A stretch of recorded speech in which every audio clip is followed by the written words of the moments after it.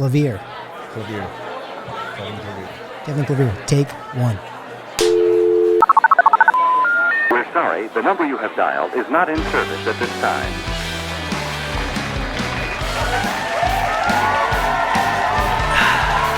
Welcome to the show.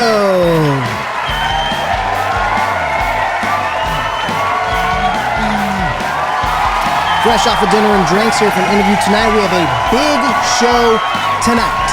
Ladies and gentlemen, welcome to Late Night, Daytime, Day Grind. Wherever you are, whenever you are.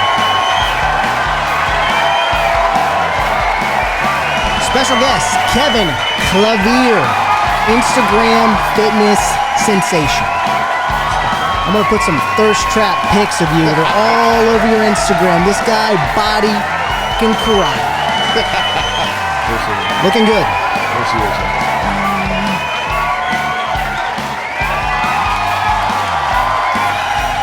Kevin's drinking coffee. I'm drinking coffee. The coffee looks better than mine.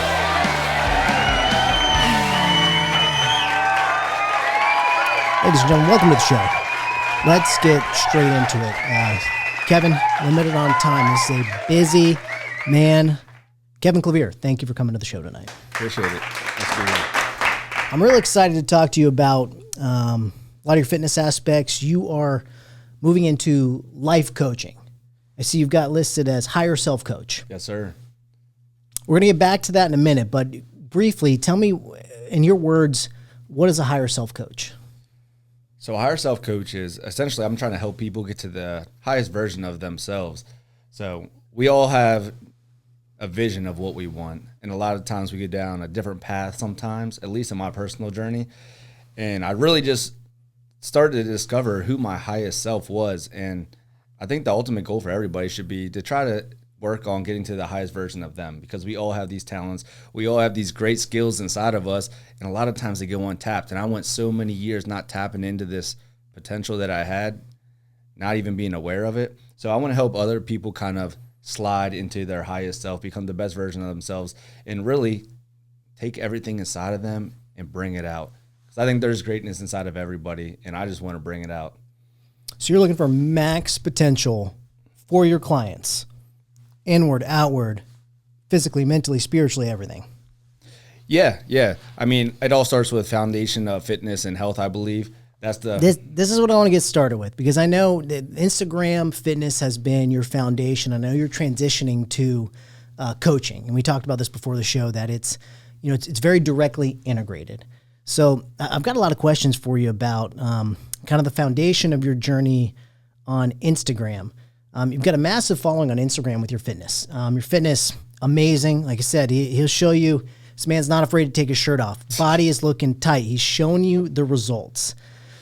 Your Instagram, did this start out as a personal account, or was it always a business account that you developed your name as to what you're putting out now?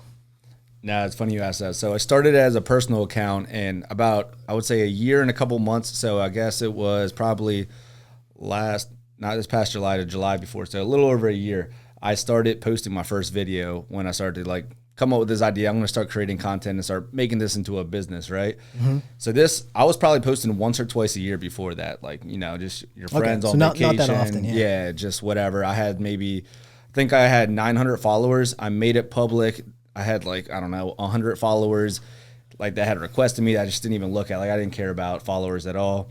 And then I started posting consistently, and what I thought consistently back then wasn't anything to what consistency is now.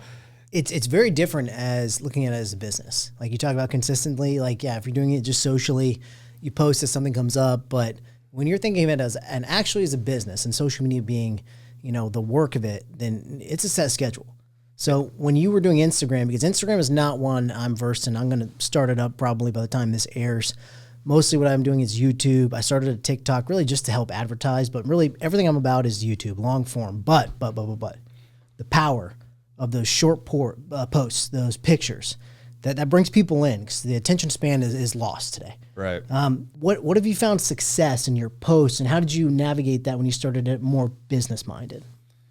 Yeah, so it's totally different when you're posting for an audience. For one, you got to think like, what is valuable? Because just posting yourself with no value, nobody wants to see that. People want to get value from you. So you have to post something that's going to be valuable.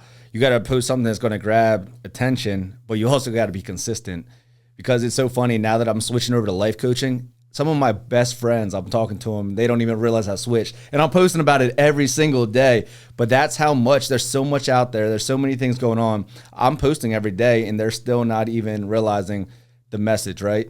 Because there's so much out there and it's so easy to scroll and like look for 3 seconds and not really catch the whole grasp of what's going on. So you really have to drive your message in. You got to be consistent.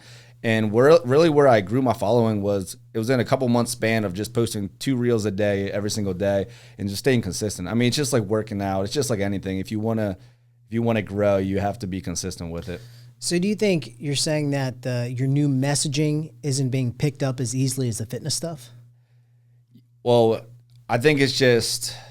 Like when you're saying your friends, you're posting the messaging and they're missing it. Is it just because you've kind of taken a little bit of a pivot in your content? You think that's what it is? Yeah, I pivoted in my content, and I'm still like, I think a lot of people still see me as a fitness guy, right? Mm-hmm. They still look at my account and they see me because I did that for a year. And after 1 year of doing business, what I was doing, my online health and fitness coaching, doing all that stuff, doing the transformations with that, I still think people they still see me as that. It takes a while to switch. Now, I've only came out a couple of weeks ago and announced that I'm going over to higher self, life coaching, stuff like that, working on the mindset.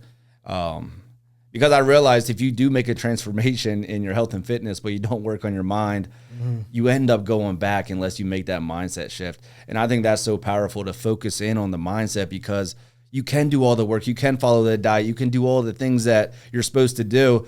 The coach stops working with you. You stop following that program, but you still have your old mindset. You go back to your old ways, your old patterns, and you go back to putting on the 25 pounds again.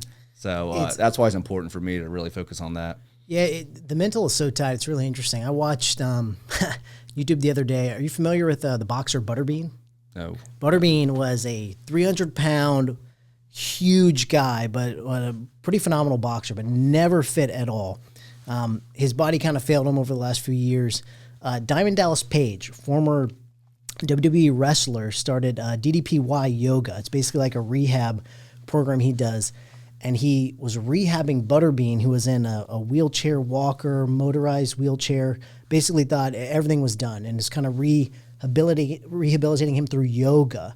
And of course, he had these preconceived notions about yoga and blah, blah, blah, but he wanted to, fix his life. He was kind of down a path where he thought his essentially life was over because he was so immobile.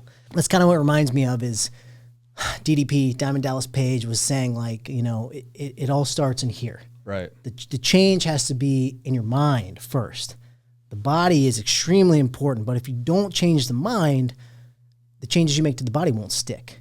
And it kind of sounds like that's some of the transitioning and messaging you're doing right now. Oh, yeah, 100%.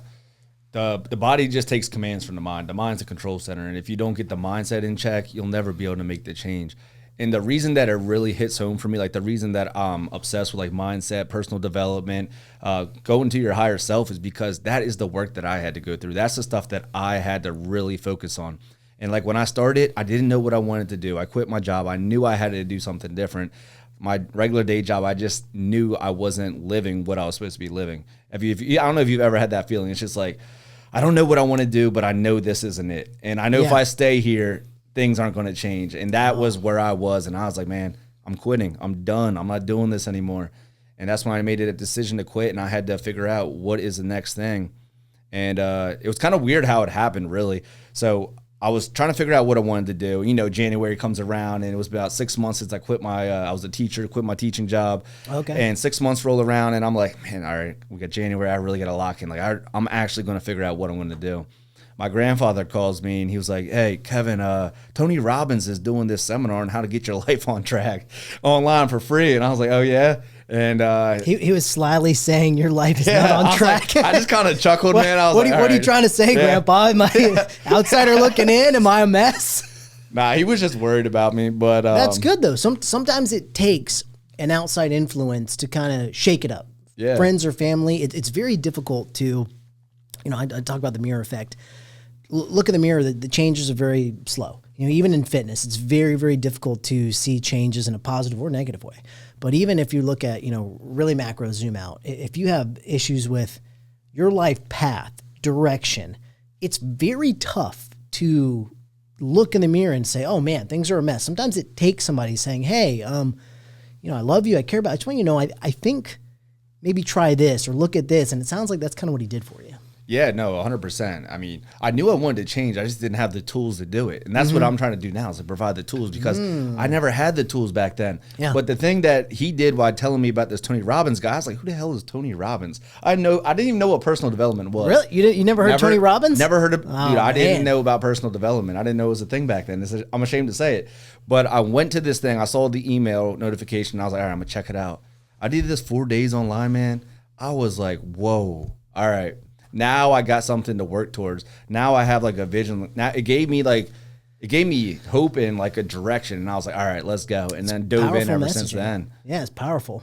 Yeah, it's I want to start, because I know that's where I want to go. I want to start with the fitness first, because this is something that I can very much directly relate to. I think my audience specifically, we talk a lot about fitness, and it's my place of sanity. I've been a lifetime athlete, martial artist, and all this stuff. I want to talk about your foundations, because I know this is what got you started, and this will help your Instagram grow. So let's talk about your fitness journey.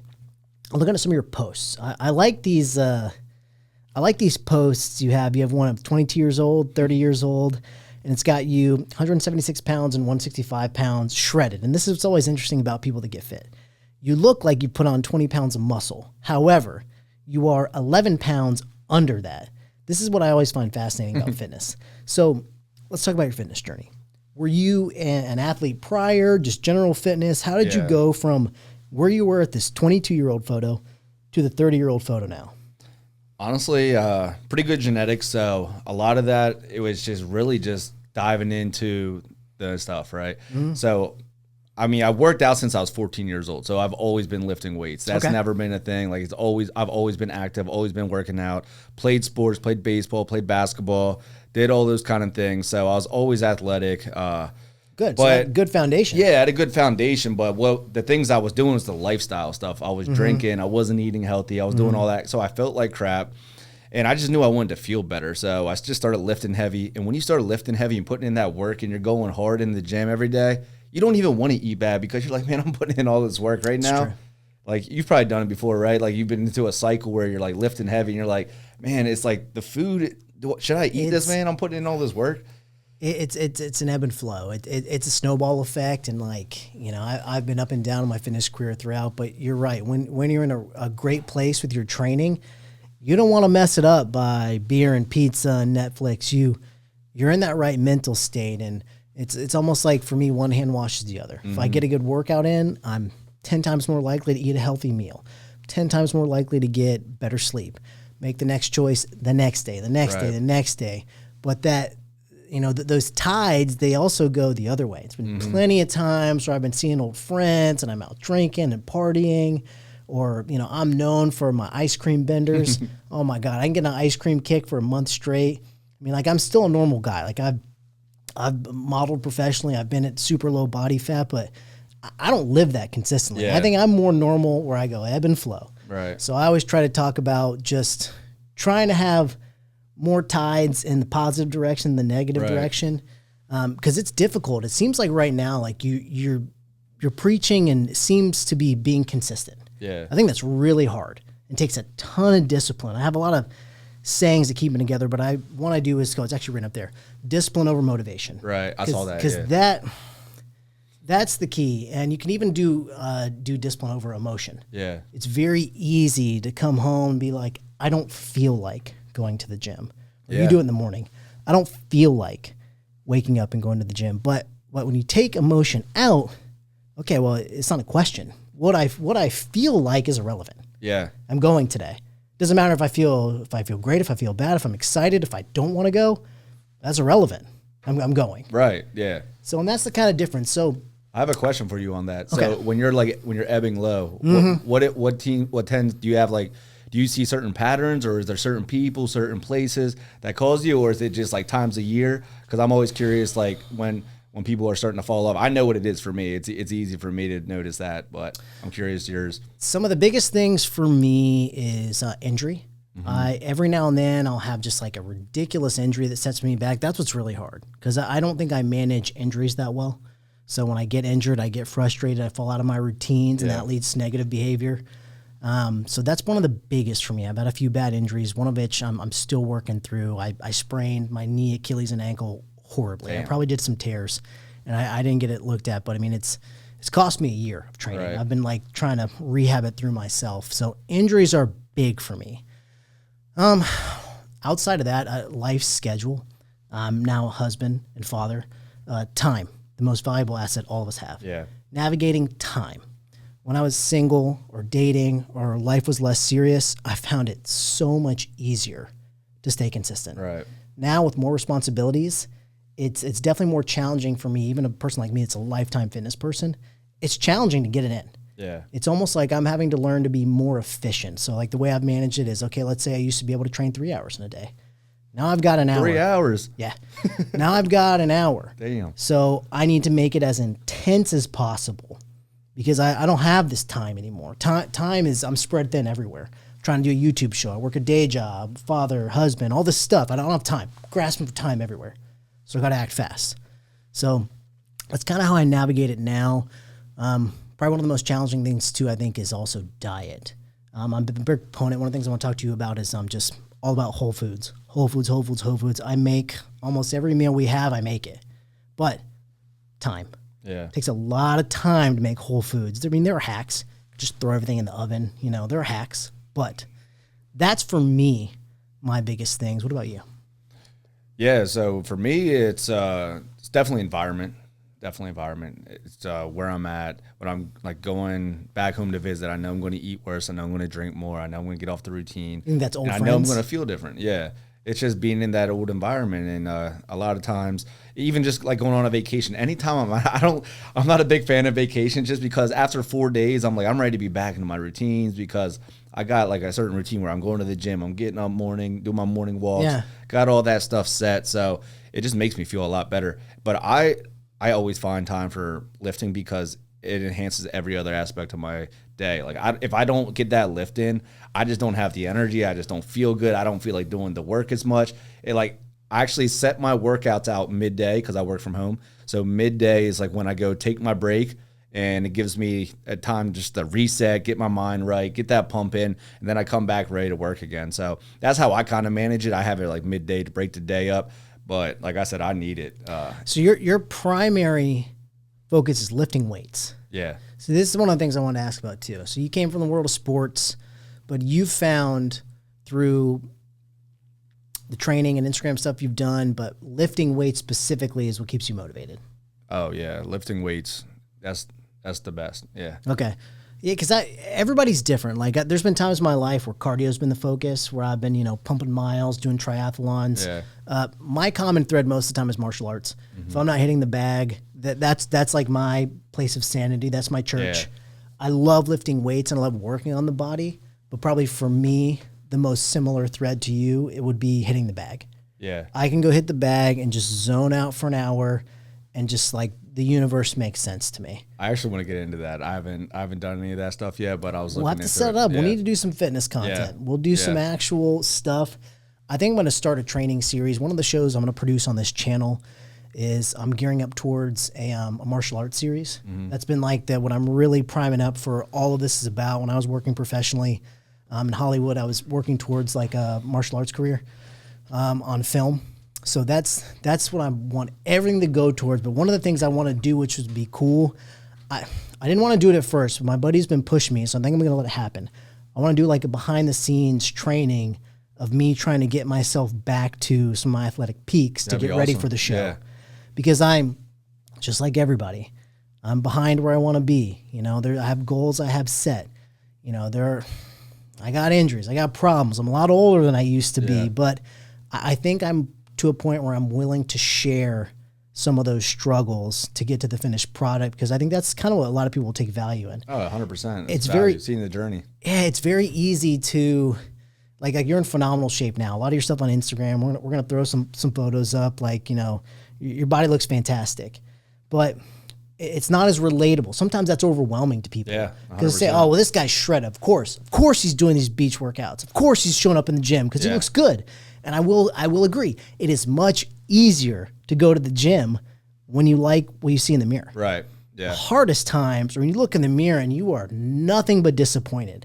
And even when you're in the workout, you're around all these fit people, everyone's hustling, and that relationship with that mirror, you don't feel good about yourself. It's hard. Yeah, 100%. You're like, fuck, this guy's jacked. This girl's jacked. Look at me. What happened to you? 5 years ago, you weren't like this. So to break through that period is the most difficult. The sweet spot is when you're in shape. Yeah. Then you feel great. It's more of a maintenance phase. And you know, you're like, you're just tweaking what looks good. My arms already look good. Make them look better. It's those stages before that are really, I think, what connect with people. So that being said, we're going back to your 22 to 30. That's the phase you were at. What did you learn from those stages you think you could share that would be really helpful? So what you were just sitting on there when getting back into the gym and doing that kind of stuff, like when you don't feel confident, that is literally what I help my clients with. So that's the breakthrough phase that they need you for, right? That's when you need to hire a coach. Is that first 3 to 6 months when you need that person to keep you accountable. Support system. So if you're like that person and you're looking to get back in shape, that's when you need your coach the most. And he or she's gonna be there to make sure you're into the gym, make sure you're showing up for yourself. And it's not about focusing. Like, I don't care about, I'll never get into bodybuilding. Like, I have no interest in that. Not even like an all natural? Nope. I don't, just no interest. I'm all about a healthy lifestyle. I just want, and that's what I do with my clients. I don't care about your weight. I don't care about your body fat percentage. I want you to be healthy. I want you to eat the right foods, get rid of the seed oils, get rid of the foods that are clogging up your arteries, that are getting you that visceral fat, get rid of all that stuff. Start putting clean foods in your body, start to feel that energy shift. Go to the gym, show up for yourself, get the right workouts in, and you're going to start living a healthier lifestyle. And the result of that is what you want to look like. But if you're focusing on the scale, you're focusing on every single day looking in the mirror and you're grabbing your arm fat or whatever, you got the wrong mindset going in. It's just, you got to be focused on the health and everything else will follow. And I think it's a lot easier to go in thinking about that, because you know, if I show up and I do X, Y, and Z and I track that and I check that off, I'm going the right way. That's all I'm seeing, that I'm making progress by checking off the things I'm supposed to be doing, instead of looking at the scale or looking in the mirror every day and looking at it and comparing myself to everybody else. They're at a different spot in their journey. Maybe they already hired the coach, right? Maybe they've been working on it for 15 years. You don't know what their story is, how they got there. So I think it's just showing up and being there and just doing it consistently. And eventually, if you're tracking the right things and you're doing the right things and you're focusing on your health, which is the priority that we all want, right? We all want to have energy. We all want to feel good. And you start doing that, and then the other things kind of follow. And that's how I kind of got to where I dropped my weight.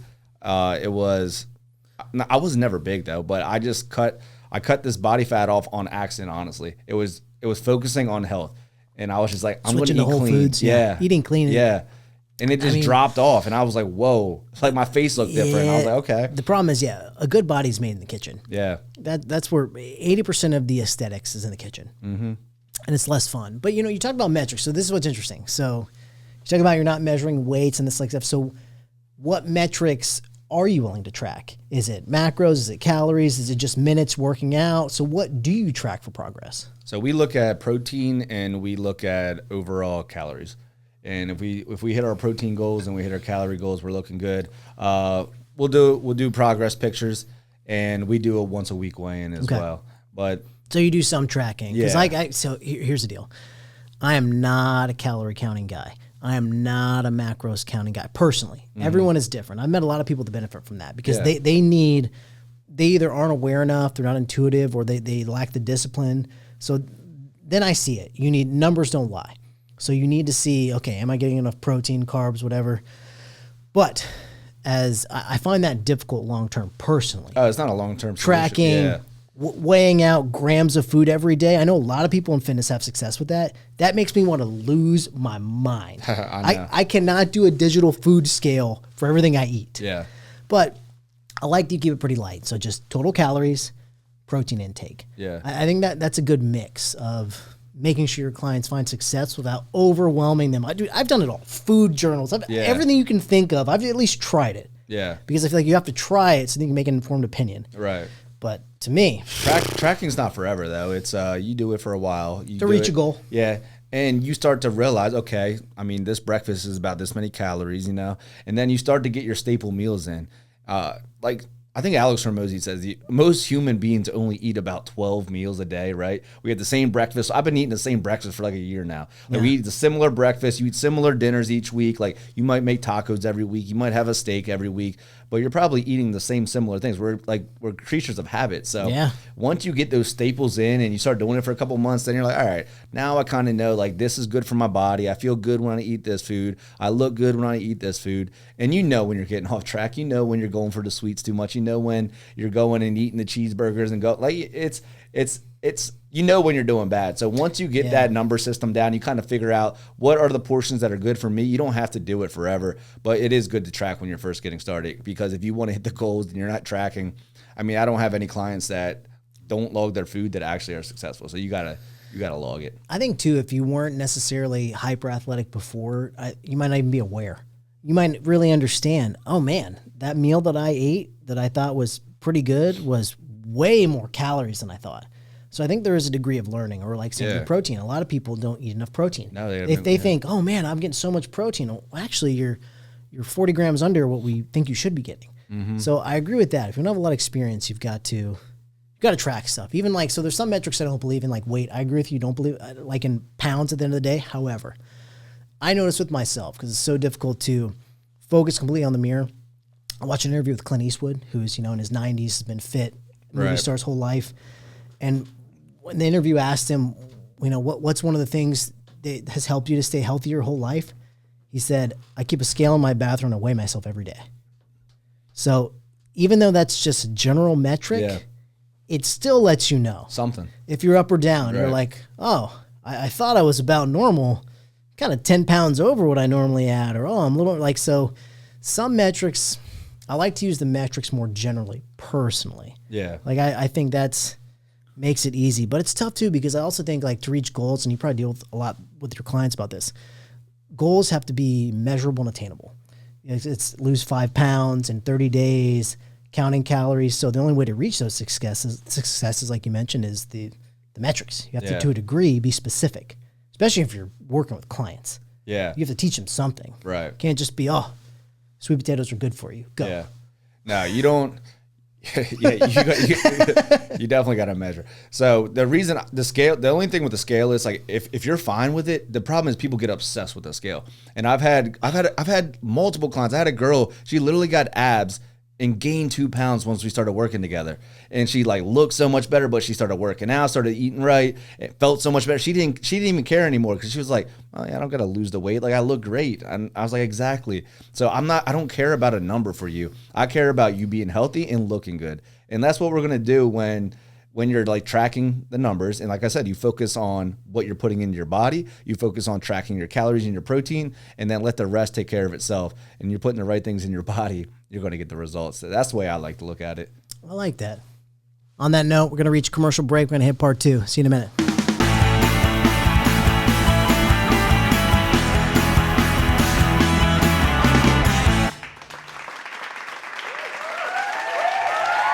Welcome back to the show. Quick cut. I've got to manage this camera, but here we are. All right. Kevin's been kind enough to talk so much about fitness with us. I want to talk about a little bit about balance, because I think this is going to transition into your new direction. Fitness seems pretty common between us, is what keeps us sane. I did want to highlight one picture, because, okay, so I was scrolling through all of your Instagram to see, what we wanted to talk about. And first of all, you're like a machine. All I see is fitness, working out, fitness. And then I see all of your new coaching stuff, life coaching. But I found one photo of you drinking a Mick Ultra and having a cigar. And I said, oh, thank God, he's a human. He is a human being behind this athletic machine. So let's talk about balance. You're clearly insanely disciplined, very focused. How do you feel about some of the balance? Are there things or times that you allow yourself to let your hair down and say, I'll go out maybe once a week and have some beers with friends? Or, obviously like people, nicotine obviously has a bad rap, but I'm a cigar guy. I love cigars. Same. I've been smoking forever. I don't smoke every day, but I'm all for cigars and stuff like that. I think they're fun. But do you think that these kind of breaks are less and less common, or do you think this is a good thing, bad thing? I'll give you my quick one take. I'm kind of a guy of extremes, but I like to have a day or two where I just like let my hair down. I'll have some drinks. I'll smoke a cigar and just get that energy out of my system. And for me, then I can focus better. Like, okay, now it's like a week of grinding. And some people do like, let's say I have a drink with dinner, whatever. For me, I'm kind of like an all or nothing guy. Right. So when I want to see my buddies, I want to go out and party, get all that energy out. And then for me, I can focus better for everything else I'm doing. And I can grind that way. I'm like more of an on or off switch. Right. For you, and your training and an extreme discipline right now, which I'll put on a thirst trap photo, body right here. What's your take on all that? This is a tough one for me. So my background before I really made a transition to like really trying to work on myself and stuff, I was a big drinker, like a really big drinker, like going out, blackout heavy on the weekends. I remember summer times, like drinking 5-6 days a week sometimes. Like I was always drinking. So it was taking a lot of toll on my body. And I'm like you said, it's an all or nothing kind of thing. If in certain environments, like I just don't like, I know when I get started, if I'm going out at night, right, I know I'm going to keep on going. Yeah. It's one of those things. So I'm almost to the point, like, do I even want to do it? Because it's not worth, like the energy the next day, it's just so off. It takes me like 2 days to get my mindset back right to where I want it to be. I mean, if I'm having a cigar and we're sitting here having a cigar and a beer, that's cool because it's a different environment. You know what I mean? Yeah. You're just hanging out with the boys, hanging out with somebody, going to dinner, having a couple of drinks with somebody. That's different. But so when you go to the out scene, it's like a whole different level. You know what I mean? Yeah, I completely agree with that. So, like, yeah, I think as you get older, especially too, like, you know, I don't go out anymore. But I'll go, you know, I'll have some drinks with friends, social drinks. You know, occasionally maybe you see an old college buddy or something, you get wild one night, but that's very rare. But so you're still willing, you still think that's okay, or even, in my opinion, beneficial. For me, it's not everybody. I think it's good to have a couple drinks socially and just kind of experience that aspect of life. And that's just my opinion. It's not for everybody. But I kind of like being able to cut loose here and there. Not, and like I said, going out, that's like young man's game. That's like going out to dance and party. That's different. Yeah. So now what I'm talking about. I think that's got to get cut. Mm-hmm. You want to be successful and get older in life, that's got to go. That whole lifestyle's got to go. But going out to like a nice dinner, appetizers, drinks, that I think is okay. So you think that's still reasonable? Oh yeah, I mean, enjoy your drink. It's whatever works for you. I think. I think if you're denying yourself, though, it puts you in a tough situation. You're going to want it more. I don't know if you've ever tried to do like 90 days no drinking or something like that. Like the fact that it's not even that you need the drink, but it's because you can't have it that you want it that much. I think when what's that one saying they say, like, every time I talk to the priest, he just talks about prostitutes. And every time I talk to the prostitute, they just talk about God. So they're the thing that they're denied that they want, right? And I think that's what you do when you like say, I can't have it, right? So it's not. It's got to be a personal decision that you don't want it instead of saying that you can't have it. Because when you put that block up that I can't drink anymore, but if you make the decision like I don't want to drink anymore, that's fine. So you got to find out what works for you, like where you're at in that point of your life. If you're in the part of your life where you don't really want to drink anymore, and the only reason you're doing it is to try to fit in, you probably shouldn't be doing it. But if it's because you're trying to say, I need to stop because I need to focus on work and I can't be drinking anymore, it's always going to be in the back of your mind, and you're probably going to cause yourself more stress and anxiety in trying to resist it than just going ahead and allowing yourself to have that beer or whatever that is for you. Well, I've found benefit personally in the off switch. I've gone 6+ months sober. I've gone 6+ months celibate. I've done the extremes before because I think for me, and maybe some people will find benefit in this, for me, sometimes if you want to make a change, like you said, sometimes it's easier to just be like, okay, we're not doing that. Drinks are off. Until I decide whether it's a time limit or, you know, some type of a goal, career goal, life goal, whatever it is, sometimes it's easier because that can be wasted time. That time can be beneficial if you need to just let some steam off. But if it's a habit, if it's habitual, that's wasted time. And that could be productive time. So I do like the idea of just shutting it off.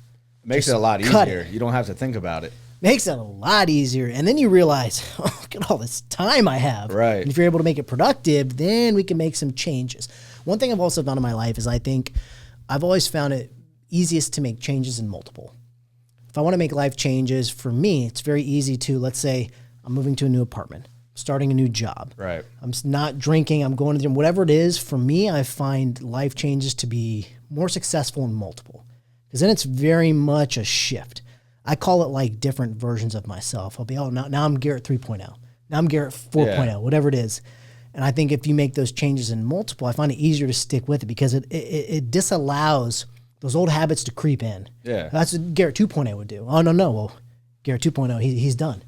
Garrett 3.0, well, he goes to the gym on Wednesdays and he wakes up early, go to work, and he lives in this new city or this new apartment. So sometimes I think you got to take yourself out of the environment.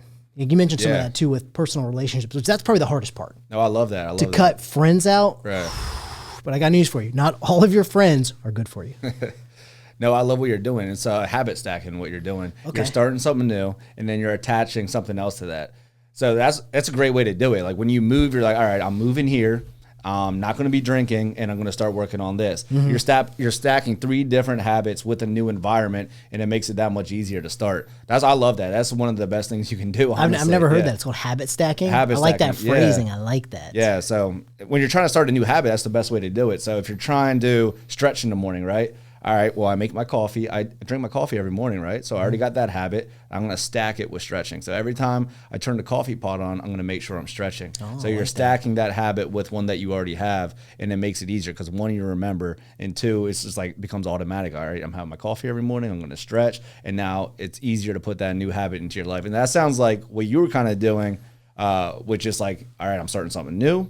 And now I'm going to add this on top of that, and you're kind of putting those 2 together. I do it every couple of years. I watched Patrick Bet-David. He's a guy I watch a lot. Mm-hmm. He's a really great podcasting, inspirational guy. He's an entrepreneur, businessman. He calls it with his team recreating yourself. They do it every year. They say, how are you going to recreate yourself this year? Yeah. I like that growth mindset, but always moving towards something new, something better. I like that you mentioned stretching too, so we won't go too much because I want to get into your coaching a little more. But stretching, I'm a huge proponent of. And I feel like it's the least sexy of the athletic disciplines. Most people don't like stretching, but in my opinion, stretching, pliability, I found it to be probably the most beneficial of anything you can do. Mm-hmm. What are your thoughts on stretching for people who don't like to do it? I mean, I wish I was better at it, to be honest with you. Because when I'm doing it, it makes a huge difference. And it's one of those things, I think you were saying, like, you don't have time to work out, and I don't have time to stretch. It's if you have to pick, you've got an hour to go to the gym or an hour to stretch. Yeah. You're biased just from talking to you just now. It's going to go to the gym. Yeah. But even though we know some of these things need to be happening, so in that facet, what's your relationship? How have you found success with something like that? Implementing stretching, which probably isn't your favorite in comparison. Yeah. So actually I did, 4 months of yoga straight. And I got serious into it. Like when I got into it, I was going 5 days a week, hot yoga first thing in the morning. And I never felt better. Like my body felt amazing. Oh my God. It was great. I committed fully, and it was awesome. And it's one of those things like, what are you prioritizing now? And I was like, all right, I want to get back to the gym. I had other things, and you just stop going. And then all of a sudden you're out of that pattern. It's just like working out, that's why they stop working out. It's just like it gets out of the pattern for a couple of weeks, and it's not something that you love doing. You kind of falls out of favor. And it's always in the back of my mind, I should get back into it. But yeah, stretching is one of the things I want to implement more. You can just feel it in the back. You can feel it in the knees. You can feel it everywhere. If you're not stretching, it really does affect a lot of your body. It's everything. I was lucky because I grew up in a martial arts system, so I was trained to stretch at a young age. And I didn't even realize how beneficial it was until I got lazy with my own training and I was stretching less. Mm-hmm. That's the only time I was getting injured, when I wasn't stretching. Mm-hmm. I was losing flexibility and pliability.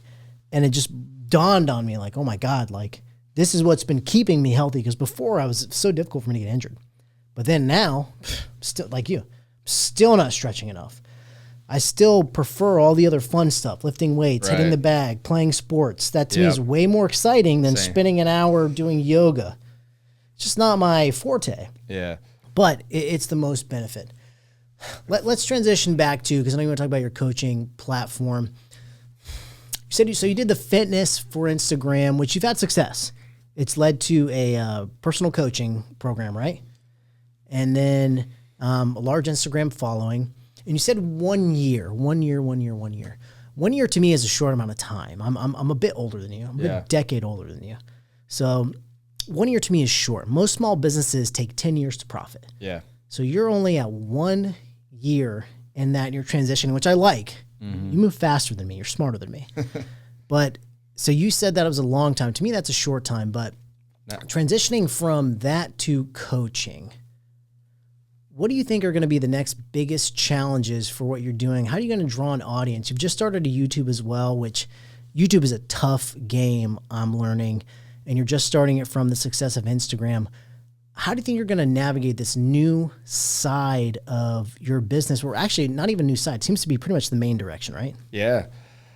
So I'm one of these guys when I feel something now, like I'm going for it. I'm tired of waiting. Mm-hmm. I've waited, from 20 to 28 to actually do what I wanted to do.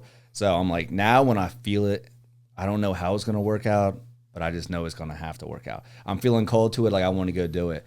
And so it's been something that's been on my heart and I want to move to it. And honestly, I thought the same thing. Like I've only been doing this for a year. I finally built up my base with the health and fitness coaching. I'm getting good results for people. Like this feels good, but at the same time, something's missing. It's not filling me up. I'm feeling called to do something else. I got a different direction that I need to go, and I'm not going to fight it. So I'm just going to go with it. And it is going to be challenging to make the transition. It's just rebranding.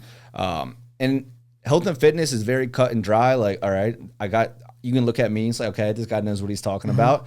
But you look at me, you don't know what the inside of my mind looks like. You don't know what I'm thinking about every day. So it's harder to prove, okay, you know what I mean? So you really got to start building with showing people what you can do by working with them, getting results for people. So it's going to be a transition. It's going to be something that's going to be a little more challenging, but I'm ready for it. Health and fitness, you're right. It's a lot easier to immediately showcase that you're an expert in the field. Mm-hmm. If you have a great body, that means at bare minimum you can train yourself. Right. I think it's a completely different skill to train general population or train others than yourself. However, if you found the path for yourself, you at least know the direction of the mountain. Right. So people see you, oh man, obviously this guy's a great body.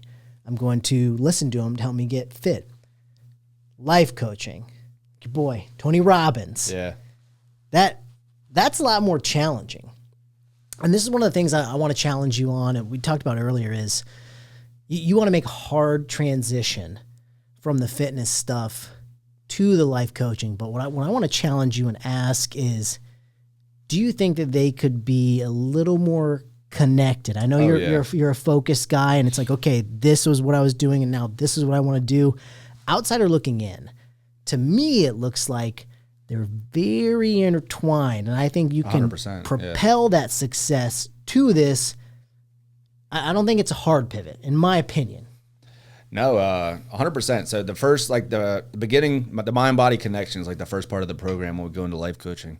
It's really getting the diet down, getting the workout set up, making sure that you have that foundation. If you don't have that foundation, how are you going to work on your mind? Everything that you put in your body, everything that you do with your body affects your mind and where you're going, your goals, your energy. And if you want to have the energy to go chase your dreams, become your highest self, go find that passion, go find your calling, you're going to want to have that body. You're going to want to have that energy. You're going to want to have the right foods in your body.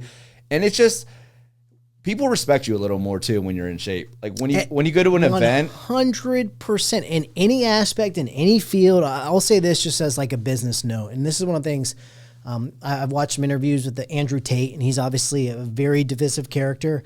But one of the things I completely agree with him on is he said straight out, he's a successful entrepreneur as well, is that if you are in shape, people will automatically take you more seriously in anything. 100%. Business, whatever you're doing, because they're saying this guy respects himself, respects his body, he has the discipline to take care of it. And even if he's not selling you fitness, he's selling you, whatever it is, this course on financing, whatever it is, people in general just subconsciously will take you more seriously if you are fit and put together. Yeah, no, 100%. And I saw that firsthand a couple of weeks ago. I went to, it was an entrepreneur social meetup, and there was probably 60 entrepreneurs in there. And really? How did you find out about this? I think my barber told me about it, actually. Yeah, a couple of months ago, but I was doing beach workouts on Thursdays. It was conflicting with that night, but I went to it, and after everyone went through and said like what they're looking for, what their business is, I had 5 or 6 people come up to me, and the first thing they said, man, you look great. Like, what are you doing? And that was like, they come up to me to talk to me because they just saw what I looked like. They didn't know anything about me, and they wanted to start a conversation and just talk to me just because they saw I was in shape. So that was just like an example right there. You go into a place and people are like, all right, I respect that guy. Let me go see what he's doing. Let me just talk to him. So I'm starting conversations not by saying anything, just by coming in, looking like I'm working out, looking like I'm taking care of my body. Being fit. Got a nice haircut. Your beard is cleaned up. Things look good. I mean, I honestly think that matters. Like you're projecting. Typically, if you're projecting that you're taking care of yourself, there's a strong correlation that you'll take care of your business and furthermore, their business. Right. If they do business with you. Exactly. This guy clearly is doing something right. I think people gravitate towards that. I'm always confounded by successful entrepreneurs, businessmen, people that don't take care of themselves. And there's a lot of them. There's a ton of successful business people that their body and health is a wreck. Right. Some people will put everything towards their business and neglect their body. But kind of you're going towards, it seems like, you're focusing more on that connection that one hand can wash the other. And I think that's important. I like to do so once again, so that the entrepreneurial conference, right? Mm-hmm. And you found out through that barber. Mm-hmm. Did you make any contacts through that? Yeah. I got a couple numbers, couple people, couple phone calls already. Yeah, it's been cool. That's smart. So one of the things I think I've done very poorly is because I'm pretty private in the real life. Mm-hmm. I've done a lot of different directions in business, entertainment. I've done a lot of stuff, but I'm typically really reserved in my private life, which is something I'm trying to shift for business. What do you think you're doing on the positive side in that realm? Networking. Tell me more about that. Honestly, so one of the main reasons I moved down to Florida was for networking. Okay. Coming in from Delaware, small town, 5,000 people in the town, not many opportunities for business. I came down here, started going to real estate networking events, even though I'm not in real estate, but I just found networking events and I'm meeting people. I met actually one of my good friends there. And so you were going to networking events that were an industry you had no intention of joining. Hey man, I sell fitness. Everyone needs to get in shape. That's impressive. I think that's a good idea. Yeah. You're really thinking outside of the box. Is that I like that, because anybody can use life coaching. Anybody can use. And you'll stand out. Yeah. Everyone's talking real estate. Everyone's talking real estate. You're talking something else. Yeah, exactly. Oh no, I don't do real estate. Yeah. What? Wait, why are you here? I help real estate agents get in shape, though. Kevin, nice to meet you. Yeah. Wow, I like that. Tell me about social media marketing. This is something else I'm doing, I think, very poorly that I want to focus on. I think I'm going to take some classes on it. What have you found to be successful for marketing? You're able to grow your Instagram pretty quickly. And I know you want to do that for your new program. What, in your opinion, has worked for you as far as social media marketing? So, like I said, you got to be consistent with the post, but you got to be careful too. How are you growing your brand is one of the things I'm really focusing on now. Now that I'm switching over to life coaching, I don't want to post any shirtless pictures because I realize a lot of my following was coming from shirtless pictures, workouts, stuff like that, where I'm getting all these followers, but they're not followers that I necessarily really are, that I want, that are going to be able to convert to future clients, anything like that. And when you're just stacking followers and that's all you're focused on, some people just do anything to get the followers. So I actually want people to follow me now that are resonating with my content, that understand like where I'm coming from, hearing my message. So there's a difference between seeing that number and saying, okay, they got that many followers, but are those followers like quality followers? There's a difference. I agree with that. However, the numbers are important in that it doesn't matter how great your product is if no one knows about it. And that's always the risk. And even let's take your mentions earlier, Alex and Layla Hormezi. Right. They do a ton of business entrepreneur content. However, they still do the fitness stuff as well. Both of those guys, granted it was their business, gym business. Right.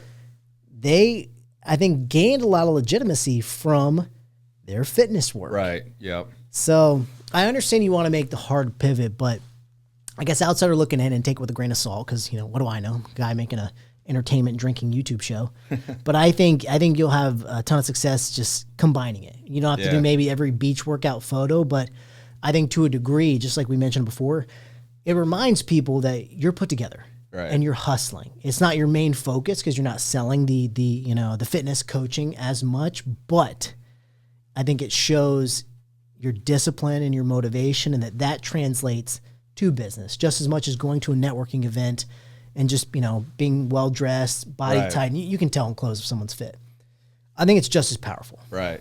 Actually, I got a point that's actually going to kind of tie all this together. Oh, nice. Wrap it together. Wrap it together. When I started the beach workout, it wasn't to get people in shape. The beach workout has been, when you talk about marketing too, it's been the hardest thing for me to market. It's a local thing. You have to get locals out there on the beach, which is tough. So you actually probably have to run ads. I can't just post something, and because when I'm posting something, it's going out to everybody, right? I'm getting followers from everywhere, like even out of the country. And trying to grow that's been challenging because you have to try to, like I said, market locally. You got to get people to show up, got to get them out to the beach. But my objective wasn't to get people fit. My objective was to bring people together for networking. It was to bring people together because I think there's a lack of community. And I think there's a lot of people out there, even just like in the dating scene, people out there just trying to meet people, new friends. It's tough, especially if you don't want to go to the bars anymore.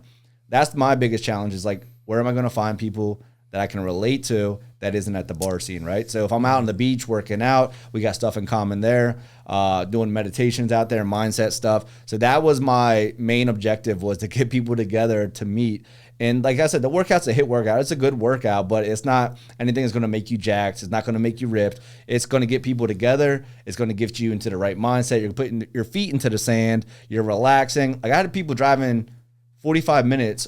We have mutual friends that would come out there, and they would come out there, drive 45 minutes to come. They're like, this is the best time of the week, man. I get to relax. Like, they felt great out there. I think you nailed something unspoken that's really important. What you were really selling is community. Right. You created community. People looking forward to something. The workout is just the vehicle. Exactly. But you were creating community. That's really interesting. That's kind of along the same lines as you going to the real estate conference, not being a realtor.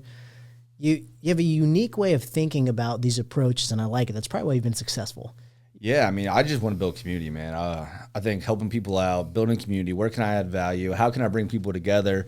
And the more people you're around, I think you're only you learn. We're creatures that, like, I learn from you. Everything that you say, I'm picking up information you're saying, and I can apply it to my life, right? Your point of view, your advice. And the more people you're around, especially in this day and age, when a lot of entrepreneurs, they're sitting at home behind a computer screen by themselves. They're not interacting with people. So even like a lot of my friends that are in health and fitness coaching online, they don't have these interactions. They want to meet people. Where are you doing it? If they don't want to go out to the bar at night, and you don't want to be on a dating app, and you don't want to, whatever, if you don't want to go, I don't even know, where do you go? So it's finding these communities like league, this. Yeah. I don't know, maybe pick up basketball in your neighborhood park. You're right. It's very difficult, especially in a social media age. I mean, well, actually, I'm older than you, but it's kind of like the shift has happened where so much of people's social life is on the computer, on their phone. That's strange. Yeah. That's not natural. That's not not good. normal. That's not community. Like, even if you do the coaching sessions, this is great. You can reach people across the globe and you can train them. Yeah. But there is something lost Picking up in on that not energy. being in person. Like, you're right, literally feeling the energy, Right. literally being there in the moment. That's very different. That's one of the reasons why I want to do this show live. This is a pain to get people to come to me, do it in the studio. But for me, I like the energy of in person. For me, it's way more we can learn about each other. I can probably get way more guests doing this. You know, I can set up a camera and you can be on your camera, but there's a lack of anxiety. 100%. I want to feel the heartbeat a little bit. I love it, yeah. I don't know you, you don't know me. We're going to talk about stuff. We might agree, disagree. You know, people also act differently. You know, you've got to come see me in person. It's easier to be a more curated version of yourself 100%. behind a screen. Yeah. In person, Hey, man. you're a little more naked. Dude, I love that point. So, for anyone that does like online dating, man, you message somebody and they can look whatever they look on, on dating sites. You get in person, you feel that energy, within the first 2 minutes. Yeah. First 2 minutes, like you can feel the energy. And it's all about energy and how you're feeling somebody and that personality and the vibes that they give off in person. You can pick it up pretty quick. I mean, we're good at reading people. That's why you get in person. And that's why I think run clubs, walk clubs, all these things are popping up. Oh, yeah. People are trying to get back to meeting in person. And that was my whole idea behind the beach workouts. I've paused them for now, but coming back in February, we'll be back rolling again.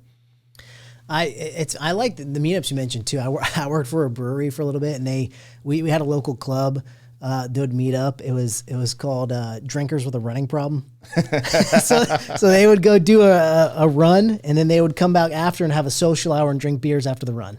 That's awesome. So kind of like a cool mix of both sides. But you're right. There's probably not as much as I would hope, or maybe I'm just not as aware, but finding those community moments are a little more positive that necessarily don't focus on drinking. This is just a funny one because it was like a little bit of both, but you're right. There's got to be better ways than just the bar, and there's got to be more productive ways to meet people. But that's a different way of drinking too. Like if you want to go out and meet people, where are you meeting them, man?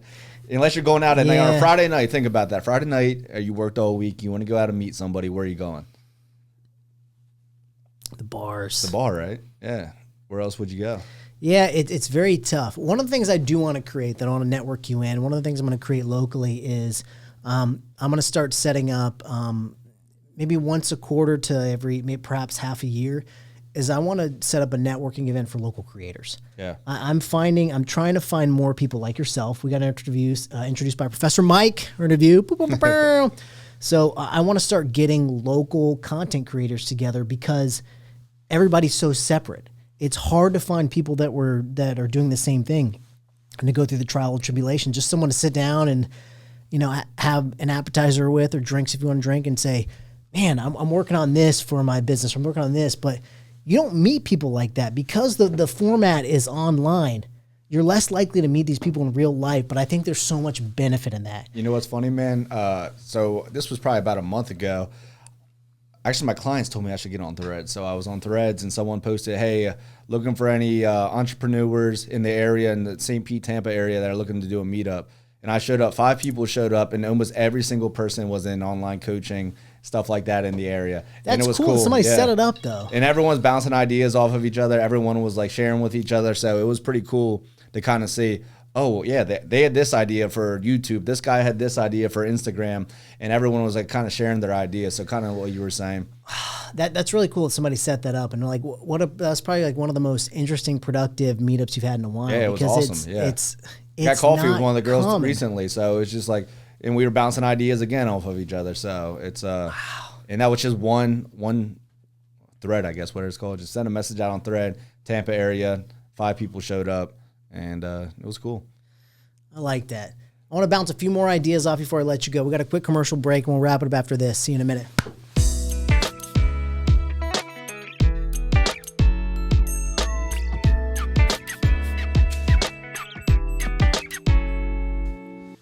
Welcome back to the final part. Let's do a little music. There you go.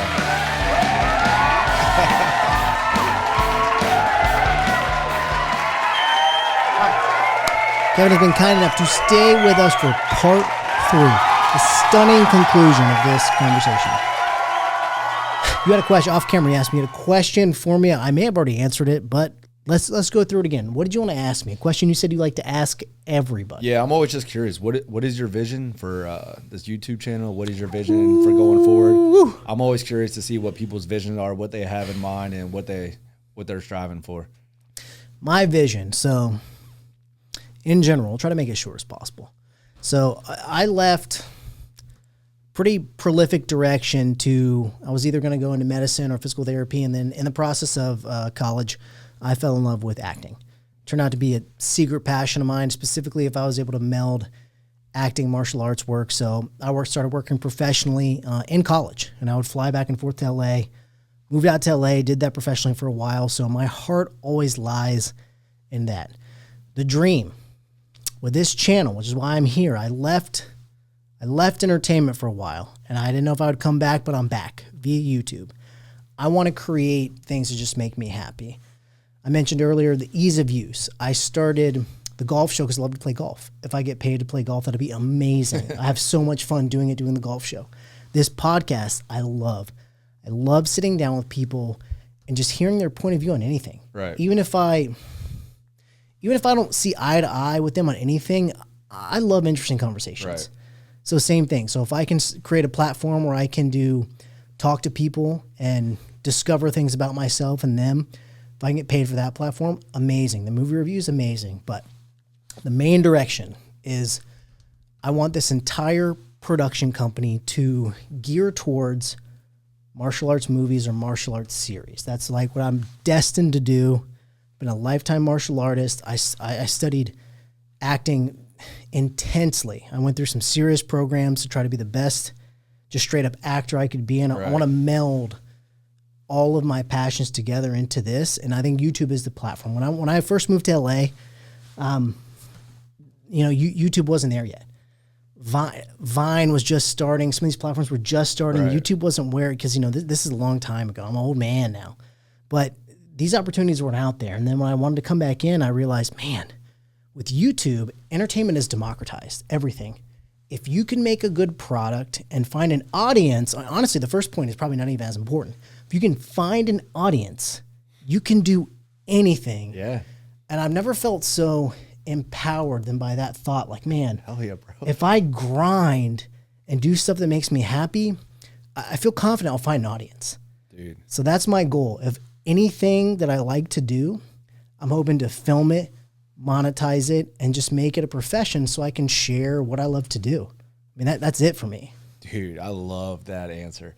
Glad I asked you that. No, I love that answer. And that's what I want to help people do. That's because that's what I'm doing now too. And that's the reason I switched out of fitness into life coaching. It wasn't in my heart. And I was like, I get so much fuel helping people hit their goals. Like when I have clients have these breakthroughs and they get a job that they were scared to even go attempt to do, and they break through that limiting belief and get that job, there's nothing better than seeing them live their dream. Yeah. So like the passion, just hearing you talk about that, that's what I feed off of, seeing other people just like go chase what they want and do what they want, because man, we get this life, right? And what are you going to do? Work a job that you don't like? You're going to show up every single day. And, can't do it. Oh, it's just like, don't waste your skills and your gifts. Like, man, you like talking. You got that radio voice. You like getting on camera. You like doing what you do. And if you weren't doing that and you just settled for whatever your old job was, you just be like, man, I feel like I'm leaving something on the table. I really miss acting, to be honest. A lot of this was created out of necessity, because we kind of talked off camera, is that the golf show I can film alone. Right. This production, even though a lot goes into it, I run it solo. I'm doing every job here to make it happen, which is fine. I don't mind working hard, but acting takes more work. You have to work with other people. It requires more people. My goal is to work into that, and I really miss it. I really want to get back into it, but this stuff I love. I'm having fun, and I'm hoping the network we create, we've kind of talked about this off camera too, is if we can find tribes of people that just want to create fun stuff and help each other out, rising tide floats all boats. Yeah. I think a lot of us are going to be lifted up in the next few years, because it's like you mentioned, passion, just finding something that makes you happy and finding a way to put it out there. I think there's a lot of people that want that. Yeah, man. And it's a lot of work, but I think it's a better life. Even if we just chase it forever, maybe we never get there. It's all about the journey. Right. But I sleep easier knowing that I'm chasing my dreams. I've given up safe paths time and time again. But I sleep better knowing that I'm still going after the things that make me happy. And I'll tell you at the end. I'll tell you at the end if it was the right bet or not. We'll see. We'll see at the end. Oh man, that's real. That's big time, because like I said, it's easy to do the comfortable thing. It's easy to do that. But when you step out and you take it, like for me right now, it's just like, I could have had the safety job that I know the money's going to come in. I know everything's going to be there. But taking a chance on yourself, like you said, I sleep easier at night. I'm more relaxed, even though I don't know. But I'm just like, I'm chasing something that's worthwhile. Like when I get on a group coaching call and I'm hearing all these stories, it feeds me, and I'm like, I'll do this for free. Like, I love this. You know what I mean? I think that's the beauty of it, finding a passion and trying to monetize it. So let's look at this. We talked about me for a moment.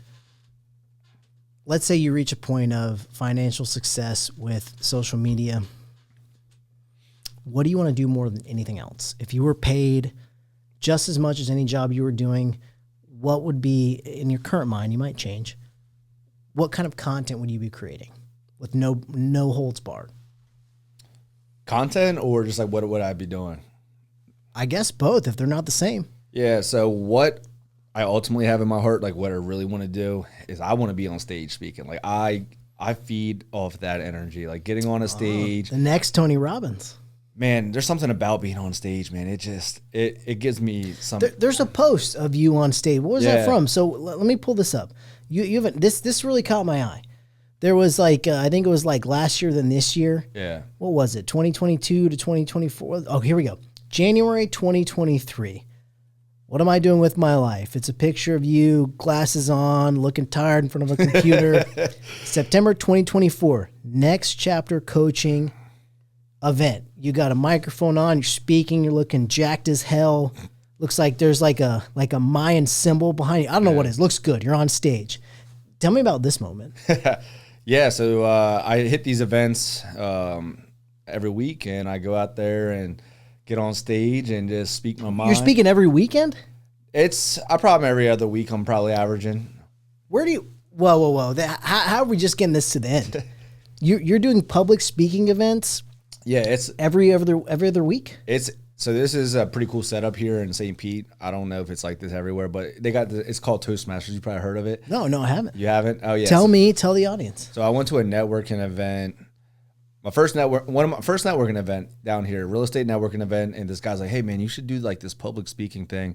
You go out there, you show up. There's like 40 people in the crowd. It's like a stadium seating. You got your stage, and you just go up and get to talk about whatever you want. Kind of write your own speeches and stuff, and you go up there and you get to speak in front of people, and they give you feedback, and it's pretty cool. So if you're trying to get into speaking, I think is the best spot to start. And I'm just trying to get now like professional ones, get on stage and get out there. Speaking is one of the top fears of people in general.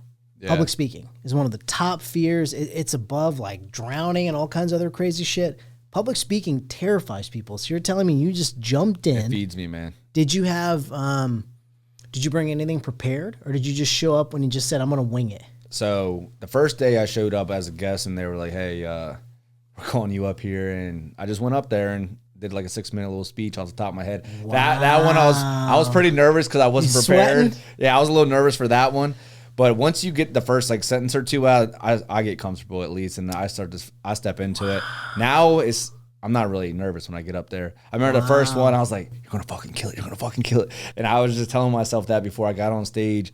And I got on stage, and I was, after, like I said, the first couple sentences, you step into a flow. Or at least for me, I step into a flow. I get that. And I'm into like a flow state, and it feels great. Yeah. And I get done, I'm like, man, like my heart's pumped. I'm like, that was awesome. But you don't get nervous now. I don't get nervous now. See, so here's what's funny. I'll tell you a funny thing about me. I still get extremely nervous.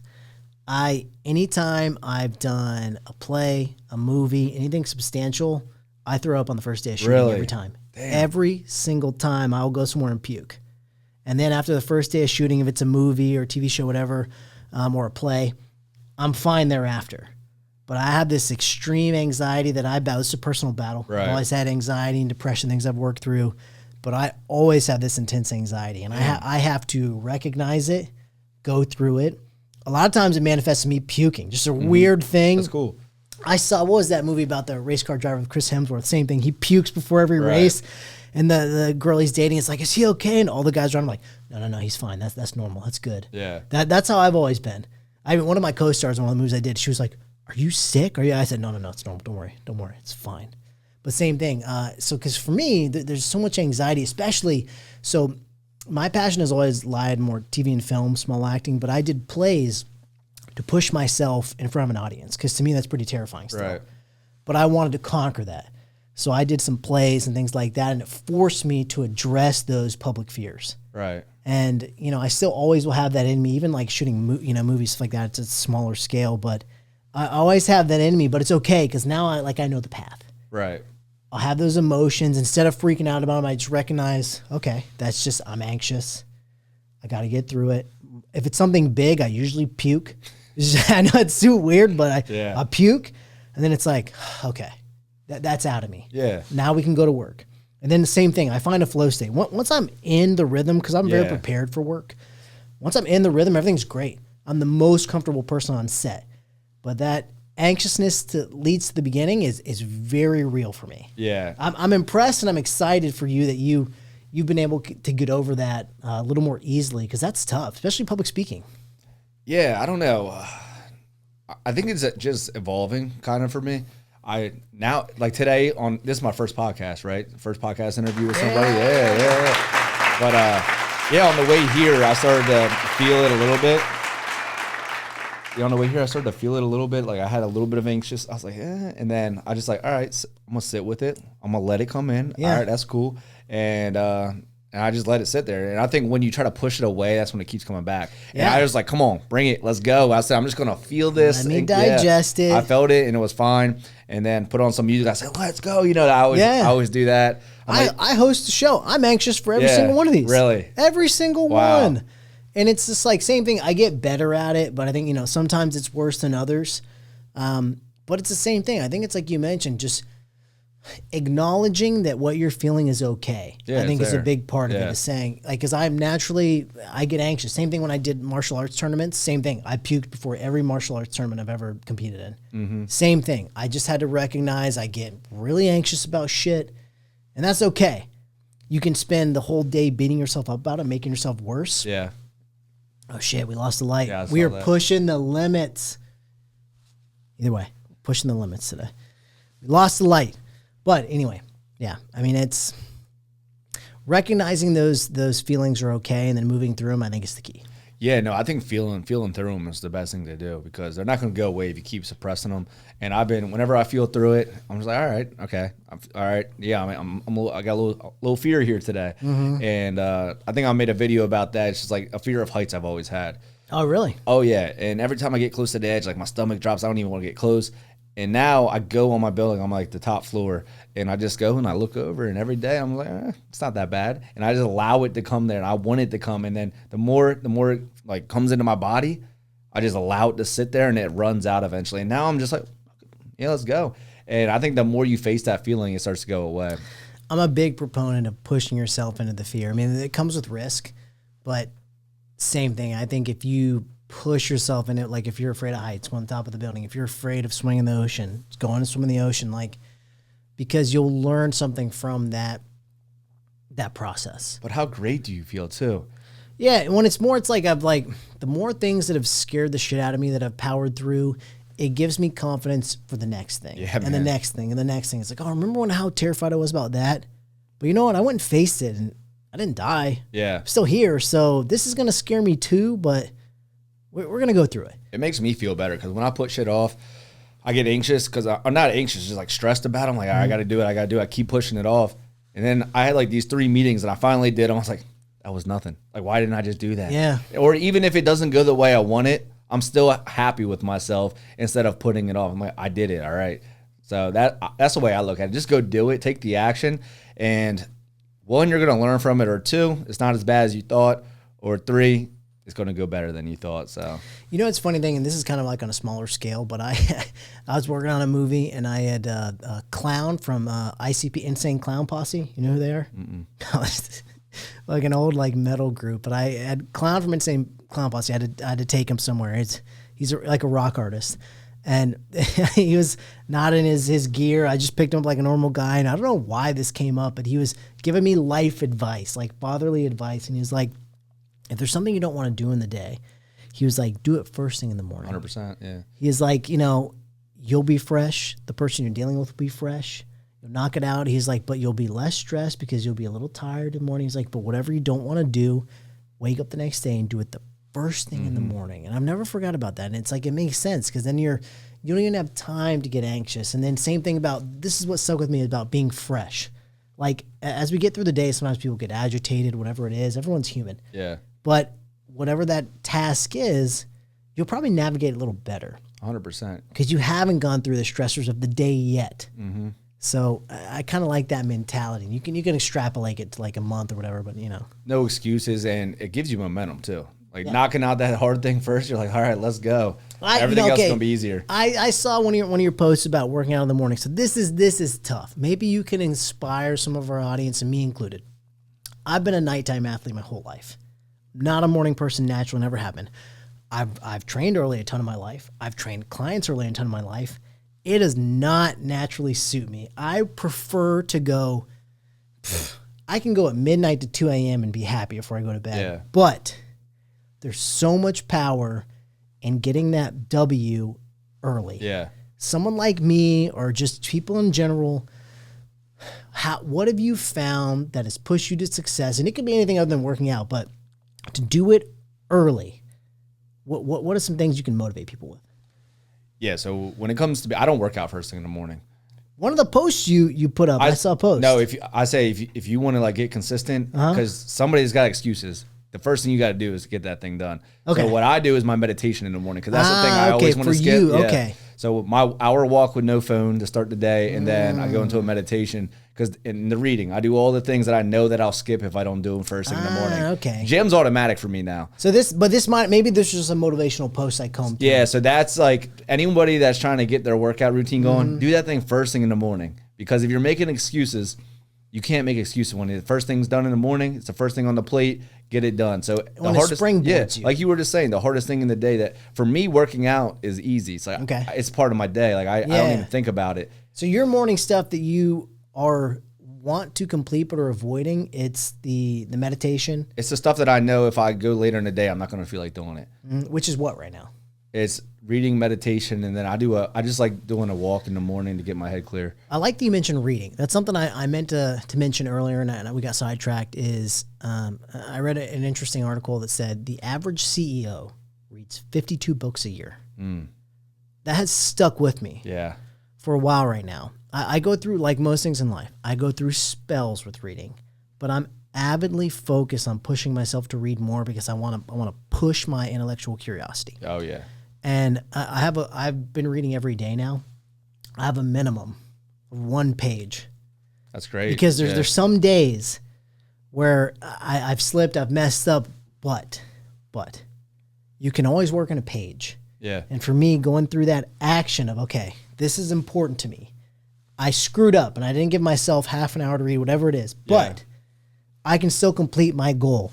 And I'll pull up 1 page of the book I'm on, I'll read it and I'll close it and do whatever I'm doing. And it makes me feel better because I'm like, I'm still committed. And then there are days where I have plenty of time to read. But that's been a big push for me is reading. So mention to us, what got you into reading? What are you reading now? Well, that's powerful, that what you do right there. That's out of the book Atomic Habits, actually. It's like when you're trying to start something, just do the 2-minute rule or the 1 page or 1 minute, and you just do it. And a lot of times you get that 1 page done, you're like, oh, I'm already doing it. I might as well read a couple more. And you're just practicing the skill of showing up for yourself. So you're showing up. And that's the same thing with the gym or whatever it is. Just show up first, and then we'll get rolling. But, hardest part is showing up. I talk to people about fitness about that all the time. Same thing. The hardest part is showing up. Even if your workout is trash. I've gone to the gym some days and I feel pathetic. Yeah. And I come home, but after I shower and I'm done, I'm like, I feel good. Yeah. I feel good about myself. But there's some days, you feel absolutely pathetic. Yeah, no, the reading has been big for me though. So what are you reading right now? Right now, I'm reading 2 books. Ooh, talk to me. Hit me. What are you reading? I'm the same way. I read like a bunch of books. The Power of Intention, and I'm rereading it. I just finished it actually, but I like reading the same books a couple times to really understand it. I like to pick up the concept, especially if it's a book like that where I get a lot out of it. Been putting a lot of that stuff into practice. Now I'm rereading it again, especially like a chapter. I'll reread the same chapter a couple times if it really resonates. And then I'm reading Life Force by Tony Robbins. It's about your health and all that kind of stuff. Kind of skipping that one. I just started. It's huge. I'm kind of skipping through to right now to the chapters that I want, and then I'm gonna go through the whole thing. But right now I'm reading those 2 books, and I got a couple more on the way. I'm excited. I love reading. Nice. But audiobooks too. I'm crazy, but in the gym I'm listening to audiobooks. If I got an hour of time, that's good. I'm listening to something that's multitasking. Yeah. That's interesting. I found it like for me, I'm trying to I find more of the mental benefit of actually like reading words on the page. Audiobooks I think is fantastic. It's a good way to mix it in. But for me, I think there's almost like there's something more visceral that my brain is stimulated better if I'm actually reading words on a page versus hearing them.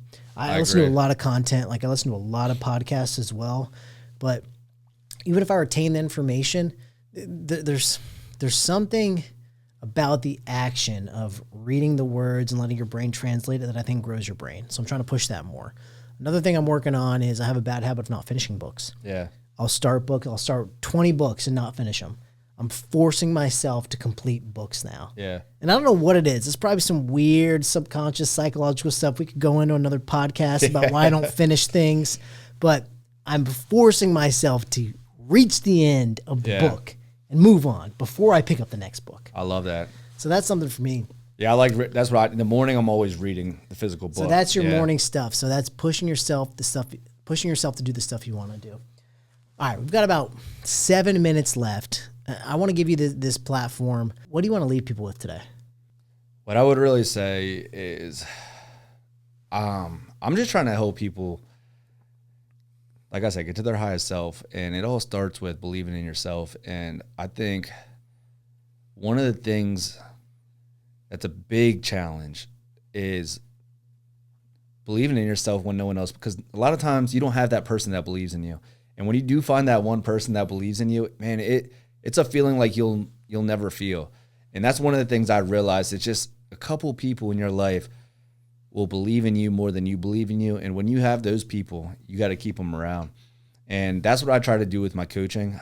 I believe in people a lot because I know where I came from and what I did and the stuff that I went through and what was going on in my mind and how I felt about myself. And I was like, if I can do it, I know damn sure you can do it too. So just giving that belief to people is one of the things, because I know everybody's got that dream and that vision, and they might not have said it out loud. They might not have told anybody. They might not even admit it to themselves, but it's inside of them. And they know what they want to do. Just like you want to go act. You know what you want. You have your vision. And then a lot of times what's holding us back is a lack of evidence, a lack of support, or it might be somebody telling you that you can't do it. And I had to go back to childhood to really figure out, why do I have these limiting beliefs? A lot of stuff it had to do with like my ability or the lack of ability to read out loud in school and just allowing some of that stuff to carry with me. And I just reframed it, like reframed everything in my past to make it more powerful, and that was going to actually empower me to go forward rather than hold me back. And I'm really big about taking chances on yourself now because, like I said, I want a good amount of my life playing it safe, using the safety net and having the safety net in place. And when I cut that and just said, hey, I'm going for it, I'm going to make it work. I don't know how, but I know everybody has it inside of them. And I'm not saying anybody has to be an entrepreneur.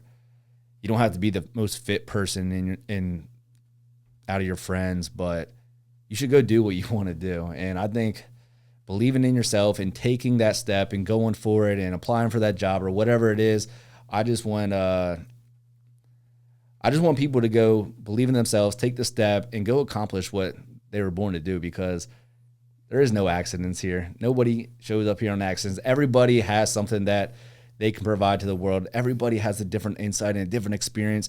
I learned stuff from so many different types of people. And I don't think it's accident that I met you. Like, there's stuff, like I met Mike, and how did I meet Mike? Through a mutual friend that introduced me to you, and this is my first podcast, and who knows where this is going to go from here. And I'm seeing like how you're doing it and your vision. And I think that stuff's cool. And like I said, you never know where you're going to go. You never know why you're going to end up in Florida or why you're going to start a YouTube channel. And just like life's unpredictable, but go chase it, man. Go chase it, go for it. And there's stuff, just like seeing the clients have their breakthroughs and stepping through to a new level that they didn't even know they were capable of doing. And they're like, wow, I just had to go do it. And I didn't know I was capable of this. So, yeah, that's my message, man. I just want to see everybody tap into that full potential. And like I said, because I know what it feels like to sandbag it and what are you doing? See, when you're not going for it, I feel like that's when you have your vices. And that was for me, at least. Like you come up with these distractions. That's when you're scrolling. That's when you're drinking. That's when you're doing a lot of these things. And you start to convince yourself that's who you are, but it's not who you are. It's what you're doing to avoid seeing who you really are, if that makes sense. There's a quote I refer to often by Mark Twain, and it's the first part of it is, the secret to getting ahead is getting started. I've lived by this for a while, and I think that's a lot of what you're preaching right now. Yeah. I love it. Is that you're trying to help people find what they want, and you're trying to give them the tools to get there. Yeah, and I just heard something the other day. It was like, your vision will change as you grow, right? So when you start working on yourself, you don't even know what your vision's going to be, but you start taking these steps and you start seeing, okay, yeah, I quit my job and I can do this. Yeah. I can go for that job. All right. Now my whole vision is shifted, and now my impact, now what I want to do is completely shifted. When I first quit my job, the only thing I wanted to do was have my own business. I didn't know what it was. I was day trading. I tried to get into real estate. I tried to do all these different things. And I was like, this ain't me. And I finally just found something, and that was fitness coaching. I only did it for a year, and I was like, all right, the vision has expanded. There's something else I want to go do. And I'm just going to keep on following that until wherever it leads me. But I do have a vision, and I think everybody has a vision. And it's just getting that starting point, that first step, like you said. When you weren't afraid to go down the rabbit hole. I think. But it was for years. 2 years. There was 2 years I was thinking about quitting that job, and I didn't. You can't be afraid to try something and change. Change is okay. Yeah. Like the fitness, I've always talked about this with the YouTube channel. For me, it's throwing spaghetti against the wall. I don't know what I'm going to love the most. I don't know when it's going to be successful, but you'll never know unless you try it. Try different things.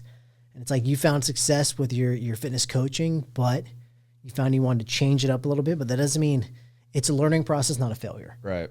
And it's leading towards all of your future successes because experience is the true growth. So yeah, and like an experience right there. I mean, everything I'm taking from the business I grew, where health and fitness coaching is translating right over. So everything that you do, you learn from it, and you bring it. You're building yourself up every time you try something new. You're getting a new set of skills. You're learning something new. You're getting a new connection. And then you take those connections, you take those skills, and you put it into the next thing. But if you keep doing the same thing over and over again, you're just going sideways. And I think that's where I lacked fulfillment. And I think a lot of people lack fulfillment if they don't push themselves to what they're capable of. I think you're moving yourself forward. It sounds like you're moving your clients forward. It's been an absolute pleasure sitting down and speaking with you today. I feel like hopefully we shared some stuff. We're going to continue to hopefully do some fun stuff in the future together. Yeah. Before we leave off, where can people find you on the internet? List out all your socials. Kclavier, so Kclavier on Instagram, Kclavier on YouTube, and TikTok. I get on there a little bit too. I think it's Kclavier. We might have lost video because we're cutting it tight, but guys, thank you for coming out tonight. We've had so much fun. We'll see you next week. Thank you, Kevin. I think we lost video because we pushed it to the limits, but the people can still hear us.